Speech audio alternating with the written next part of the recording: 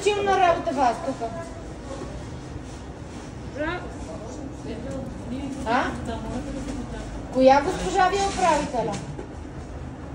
Когато в един ресторант иска да се говори с управителя, как може да се разговаря с управителя на вашия ресторант? В работно време, не след 10 часове, може да намерите някой. Ние не знаем. Вие какво знаете, къде сте ушли на работа? Знаете ли за какво работите и кой ви дава парите? И за какво взимате тия пари изобщо?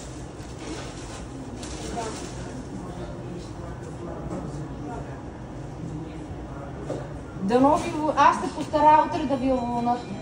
Обещавам ли? Аз ще се справя.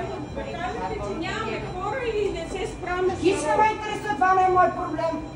Това е ваш проблем. Добре. Утре ще се справям с управителя. С бележка. Ще ги избира да... А управителя кога е тук? Не мога да ви кажа, госпожо. Предполагам от понеделник до петък в някакъв работен ден.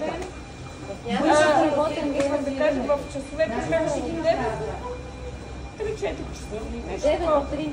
Еми, това е шеф за вас, аз какво ноша, на кой няма Как се да... казва вашия управител? Какво ноша, не знам, аз не ги знам шефите на ресторанта. О, не мога да... Това ме извежда. Пак ви казвам, ако желаете, имате пълно право, кажете хората, нямат хора и не се сплатят народът.